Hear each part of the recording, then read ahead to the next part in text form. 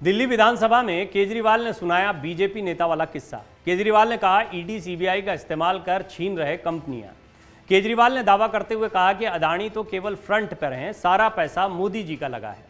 कुछ गंभीर आरोप हैं। लगातार अरविंद केजरीवाल राहुल गांधी के मामले पर भी मुखर दिखे हैं और केंद्र की बीजेपी सरकार के साथ साथ में प्रधानमंत्री मोदी पर सीधे हमले बोल रहे हैं। अदानी का मुद्दा वो मुद्दा है जिसको राहुल गांधी उठाते रहे हैं, कांग्रेस ने बड़ा मुद्दा बनाया, लेकिन ऐसा लग रहा है कि अरविंद केजरीवाल भी अब इस मुद्दे पर मुखर होते जा रहे हैं। दिल्ली विधानसभा में बोलते हुए अरविंद केजरीवाल ने कहा कि इस देश को जितना कांग्रेस ने नहीं लूटा, उससे ज्यादा बीजेपी ने लूट लिया। दिल्ली विधानसभा में मंगलवार को एक बार फिर अदानी का मुद्दा गूंजा। विधानसभा के बजट सत्र में मंगलवार को अदानी मामले को लेकर संकल्प पत्र पास हुआ। इस दौरान मुख्यमंत्री अरविंद केजरीवाल ने कहा कि ईडी सीबीआई का इस्तेमाल कर लोगों की कंपनियां छीनी जा रही हैं। 10 अक्टूबर 2018 को कृष्णापट्टनम पोर्ट के ऊपर आयकर विभाग ने छापा मारा। 1.5 साल बाद 6 अप्रैल 2020 को पूरा पोर्ट अदानी ने खरीद लिया। 10 दिसंबर 2020 को एसीसी और अंबुजा सीमेंट पर छापे मारे गए। 16 अक्टूबर 2022 को दोनों सीमेंट प्लांट अदानी के पास चले गए। इसी तरह अन्य कंपनियां भी अदानी को मिली।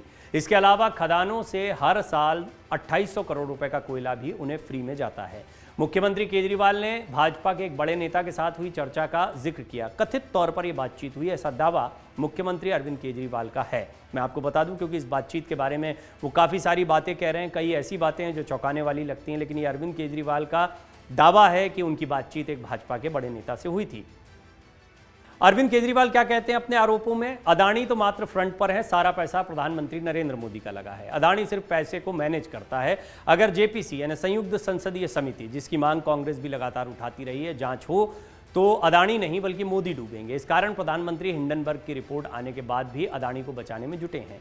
केजरीवाल ने प्रधानमंत्री के कम पढ़े लिखे होने की बात कहते हुए कहा कि उन्हें अदानी पैसा लगाने के बारे में बताते हैं। वर्ष 2014 में अदानी की संपत्ति 50,000 करोड़ रुपए की थी और 7 साल में बढ़कर 11.5 लाख करोड़ रुपए हो गई। प्रधानमंत्री दोनों हाथों से देश को लूट रहे हैं। उन्होंने कांग्रेस से 10 गुना ज्यादा मात्र 7-8 साल में लूट लिया। अरविंद केजरीवाल ने गंभीर आरोप लगाते हुए कहा कि आजादी के बाद सबसे भ्रष्ट प्रधानमंत्री है नरेंद्र मोदी। अदानी नहीं बल्कि नरेंद्र मोदी दुनिया के दूसरे सबसे अमीर आदमी बने थे और वो दुनिया के सबसे अमीर आदमी यानी नंबर 1 बनना चाहते हैं। ये आरोप अरविंद केजरीवाल के हैं। मोदी ने श्रीलंका जाने के दौरान वहां के राष्ट्रपति गोटाबाया राजपक्षे पर दबाव डालकर श्रीलंका का विंड प्रोजेक्ट अदानी को दिलवाया। उन्होंने बांग्लादेश को 25 साल के लिए 1500 मेगावाट बिजली बेचने का प्रोजेक्ट भी अदानी को दिलवा दिया। उन्होंने इजराइल के साथ भारत के हुए कई रक्षा सौदे अदानी को दे दिए। इसी तरह उन्होंने देश के 6 एयरपोर्ट देने के लिए उनके अनुकूल शर्तें तय कर निजीकरण के लिए नीलामी की। संकल्प पत्र में कई मांगे उठाई गई हैं। मुख्यमंत्री ने कहा कि विधानसभा में पास किए गए संकल्प पत्र में मांग की गई है कि संविधान के तहत प्रदत्त कानून के शासन को बहाल करने के लिए तत्काल कदम उठाए जाएं। मोदी सरकार को उन सभी असंवैधानिक साधनों को समाप्त करने का निर्देश दें जिनके माध्यम से उनकी ओर से मित्रों को बढ़ावा दिया जा रहा है और ईमानदार लोगों को सताया जा रहा है। इसके अलावा संसद को एक संदेश भेजें कि वो प्रधानमंत्री के मित्र के घोटाले की जांच के लिए संयुक्त संसदीय समिति के गठन पर विचार करें। वहीं सुप्रीम कोर्ट से अपील की गई कि जनहित में इलेक्टोरल बॉन्ड के मुद्दे पर याचिका का दायरा बढ़ाया जाए।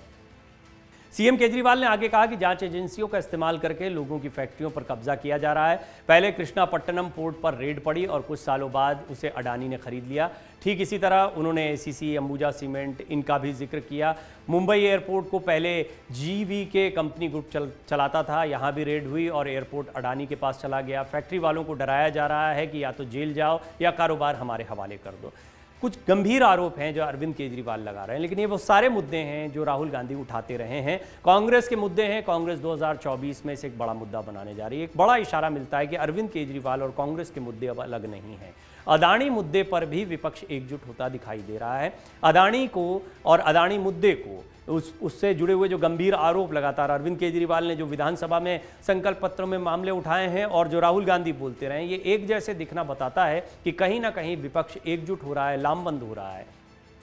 यूं भी देखा जाए तो ममता बनर्जी, अरविंद केजरीवाल और तमाम विपक्षी दल केंद्रीय जांच एजेंसियों के इस्तेमाल का मुद्दा उठाते रहे हैं। एक बहुत बड़ी वजह है कि इन पार्टियों के कई नेता भी इस वक्त जेल में हैं। खासतौर पर आम आदमी पार्टी के लिए बड़ा झटका तब था जब मनीष सिसोदिया और उनसे पहले सत्येंद्र जैन जैसे बड़े नेता आम आदमी पार्टी के जेल चले गए। भ्रष्टाचार के आरोप लगे। भ्रष्टाचार एक बड़ा मुद्दा है जो हर बार चुनाव में छाया रहता है, लेकिन प्रधानमंत्री मोदी या बीजेपी की तरफ से हमेशा भ्रष्टाचार को लेकर विपक्ष को घेरा गया है और विपक्ष के कई नेता भ्रष्टाचार में डूबे दिखाई भी देते हैं। अगर इन जांच एजेंसियों की जांच को देखा जाए और कार्रवाइयों को देखा जाए। अब विपक्षी दलों का कहना है कि कार्रवाइयां जानबूझकर की जा रही हैं, विपक्षी दलों को बदनाम करने की साजिश है। दूसरी तरफ अब प्रधानमंत्री मोदी के साथ में भ्रष्टाचार को जोड़ा जा रहा है, जो कि अभी तक राजनीतिक विश्लेषकों द्वारा एक बड़ी कमजोरी विपक्ष की मानी जाती थी कि भ्रष्टाचार एक ऐसा मुद्दा है जिस पर यूपीए की सरकार चली गई थी, लेकिन प्रधानमंत्री मोदी के खिलाफ परोक्ष रूप से कोई भ्रष्टाचार का आरोप विपक्ष पुरजोर तरीके से नहीं लगा पाया है। लेकिन ऐसा लग रहा है कि 2024 के पहले भ्रष्टाचार एक बड़ा मुद्दा विपक्ष की तरफ से केंद्र की सरकार के खिलाफ बनाया जा रहा है। अमर उजाला अब आपके टीवी पर भी।